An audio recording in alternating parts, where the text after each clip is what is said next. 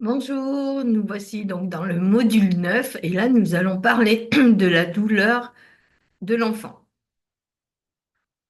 Alors, la douleur en fait fait vraiment partie de la vie des enfants, hein, et surtout qu'ils la ressentent, hein, même un bébé ressent sa douleur. Je sais que pendant très longtemps, alors surtout en Angleterre, et je crois qu'en Angleterre, je ne sais pas où ils en sont à l'heure actuelle, mais pendant très longtemps, ils pensaient que les bébés ne ressentaient pas la douleur, alors que c'est totalement faux. La douleur non traitée peut entraîner la peur, la perte d'appétit, l'angoisse, le manque de sommeil, la dépression et d'autres émotions troublantes.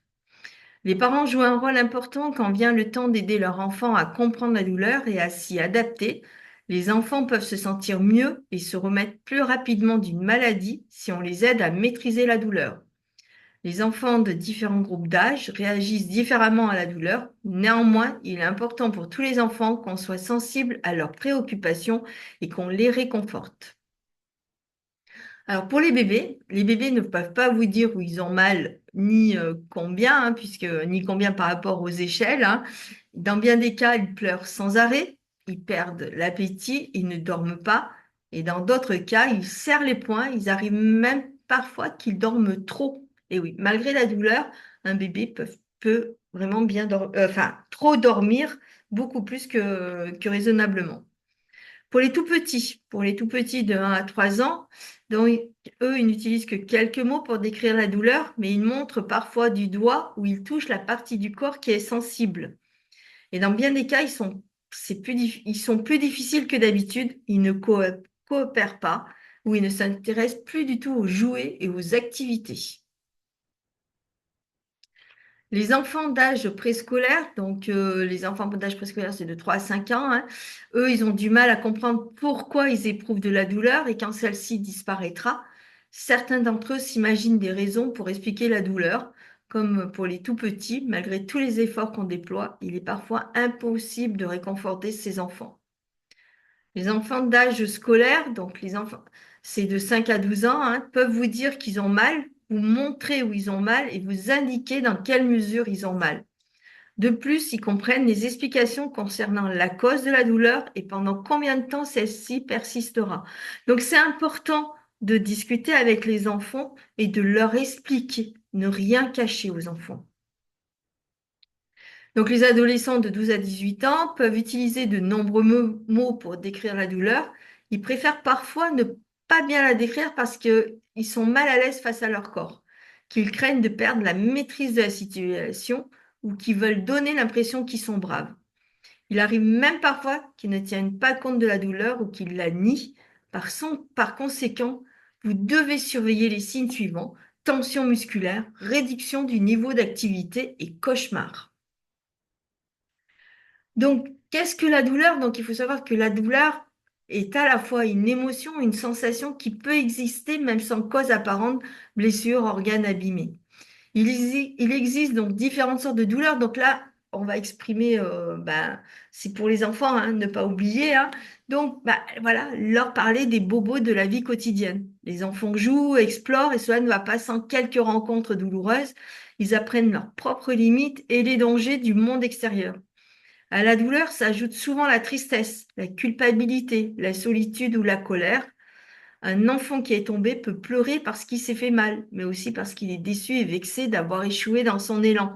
Donc, le mieux, c'est ne pas non plus se précipiter dès qu'un enfant tombe par terre. Bien sûr, voir voilà, si on a l'impression qu'il s'est fait réellement mal ou pas, parce que souvent les enfants, quand ils tombent, ils vont vous regarder l'adulte. Si l'adulte reste calme, l'enfant va rester calme. Par contre, si l'adulte est calme et que l'enfant se met vraiment à hurler, donc là, voilà, se poser la question, il a pu vraiment avoir mal et tout. Mais l'enfant observe beaucoup les adultes.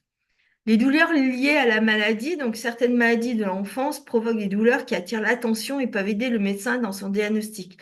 Une fois le message douleur reçu, il ne sert à rien de le faire durer. Donc tout faire pour limiter la douleur chez l'enfant. Déjà chez l'adulte, c'est une priorité, mais l'enfant encore plus. Parce qu'on sait qu'un enfant qui va plus manger, qui va rester dans son coin et tout, ça va être très très difficile de le faire remonter. Donc, et il aura plus confiance en l'adulte. Donc, il faut vraiment essayer de le calmer dès le départ. Alors, il faut savoir aussi que pour l'enfant, la douleur n'est pas toujours synonyme de maladie grave, hein.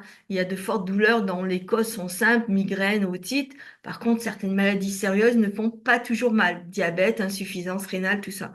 Donc, en fait, c'est l'observation de l'enfant, comment il est. Si d'habitude, c'est un enfant qui joue énormément et d'un coup, plus rien. Donc là, se poser des questions.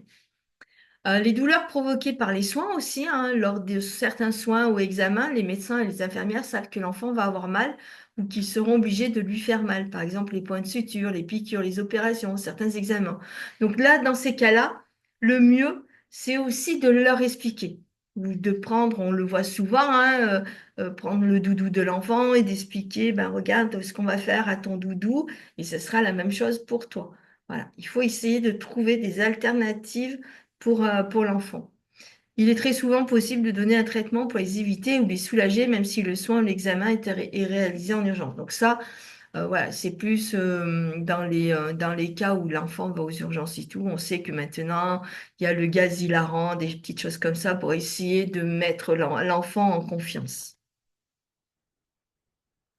Voilà, c'était tout ce que j'avais à vous dire sur la douleur et l'enfant, parce que là, c'est voilà, l'enfant c'est vraiment assez particulier et tout.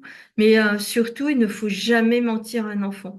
Il faut vraiment inclure déjà le parent dedans et bien faire comprendre, parce que les parents ont souvent tendance, malheureusement, de mentir un peu aux enfants, d'essayer de détourner. Mais l'enfant n'est pas bête. En fait, il comprend tout.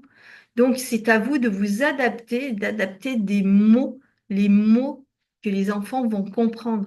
Tout à l'heure, on parlait de bobo, au lieu de dire, ah oui, tu vas avoir des douleurs.